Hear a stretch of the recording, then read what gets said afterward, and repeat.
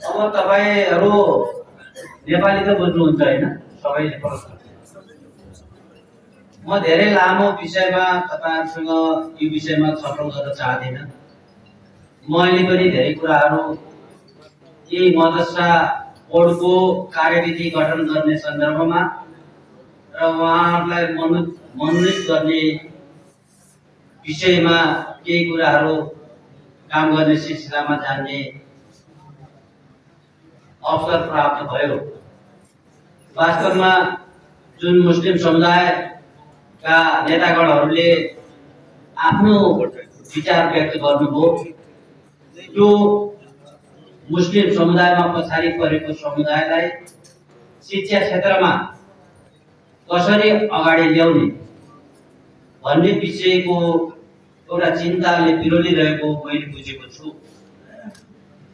त्यही सन्दर्भमा मलाई लाग्दछ यो मदरसा कार्यक्रम कताबाट स्टार्टिङ गर्ने भनेर मदरसा विकास शिक्षा विकासको विषयमा शिक्षा क्षेत्रलाई नै हामीले चाहिँ मूल प्रभावीकरणमा कसरी ल्याउने, यो नेपालको शिक्षा प्रणालीमा चाहिँ सबै एउटै छातामा कसरी हटाउने भन्ने विषय अहिलेको परिस्थितिले जटिलता अपनाएको छ, त्यो जटिलतातिर गएको छ।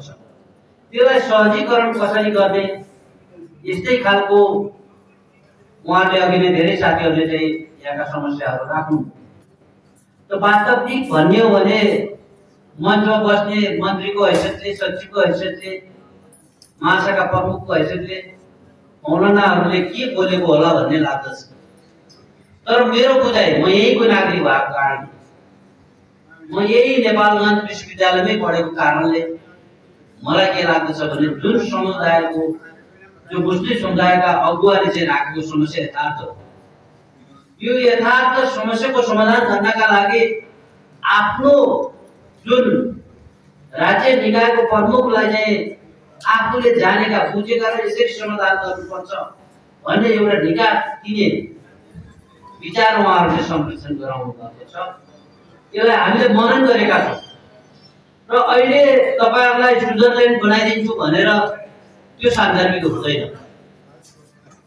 किनकि हामी सबै नागरिक जिम्मेवारी भएर प्रस्तुत हौं। जिम्मेवारी भएर प्रस्तुत हुँदाखेरिको चाहिँ अनुभूति र आफूले इम्प्लिमेन्ट जो कार्यान्वयन गर्नको परिस्थिति र आफूले गर्दै गर्दा पनि आफूले जहिले पनि काम चाहिँ निरन्तर रूपमा गरिराख्ने तर बुझाउन नसकेको परिस्थिति यो फरक विषय हो। अहिले मदरसाको विषयमा जुन धार्मिक विद्यालयको हिसाबले लुम्बिनी प्रदेशमा 510 वटा अहिले भर्खरै सबै साथीहरूलाई चाहिँ भन्नुभएको छ 510 त्यसले चाहिँ मलाई के लाग्छ भने तिनीहरूलाई बाँकी झोलामा भएका विद्यालयहरू पनि होला नि, तर त्यहाँ अध्ययन गर्ने विद्यार्थी त्यो पनि हाम्रो बच्चा हो। त्यो हिन्दू मुस्लिमको मात्र बच्चा होइन, हिन्दूको पनि हो, अन्य आदिवासी जनजातिको पनि हो। तर मेरो छोरालाई चाहिँ पढाइबाट वञ्चित गर्दा मलाई पर्ने पीडा र मलाई पर्ने समस्या, मैले त्यो मुस्लिम समुदायको छोराछोरीलाई पढ्दाको समस्या बुझ्ने कि नबुझ्ने, यो हामी नेपालीको सबभन्दा मूल समस्याको विषय छ। हामी जबसम्म आफ्नो घर परिवारमा समस्या आइपर्दैन तबसम्म चाहिँ हामी जनताको मुद्दासँग ड्रेड भएको अलि टाढा भएको चाहिँ अनुभूति मैले बुझ्छु। यो मुद्दा भनेको एउटा कुनै मुस्लिमको एउटा व्यक्तिको होइन, समग्र लुम्बिनी प्रदेशमा बसोबास गर्ने, समग्र नेपालमा बसोबास गर्ने मुस्लिम समुदाय त्यो पनि नेपाली नागरिक हो। त्यो नेपालकै भूगोलमा बस्नुपर्छ भन्ने हामीले बुझ्नुपर्छ, त्यो नेतृत्वले बुझ्नुपर्छ भन्ने मन लाग्छ। त्यही सन्दर्भमा हामीले मैले चाहिँ हाम्रो सदस्य सचिव नारायण पोखरेलजी र रामहरि रिजालजीले चाहिँ यो विषयमा त पक्कै पनि प्रस्तुत गर्नुहुन्छ होला। सचिवले त हिजो मात्रै हाजिर हुनुभएको, धेरै कुरा यो विषयमा आन्तरिक जानकारी पनि छैन। किनकि यो मदरसा बोर्डलाई वैधानिकता दिन हामीले कति पापड पेल्नु पर्यो, कति चुनौती सामना गर्नु पर्यो।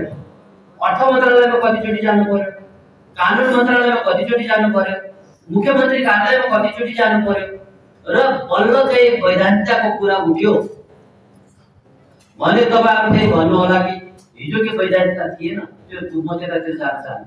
त्यो तपाईहरुलाई बुझ्ने कुरा हो। एउटा मदरसा बोर्ड चाहिँ गठन भएको छ। मदरसा बोर्डको उपाध्यक्ष अधिकार सहित उ चाहिँ फ्रीली चाहिँ हिँड्न पाउने, डुल्न पाउने र आफ्ना विचारहरू राख्न पाउने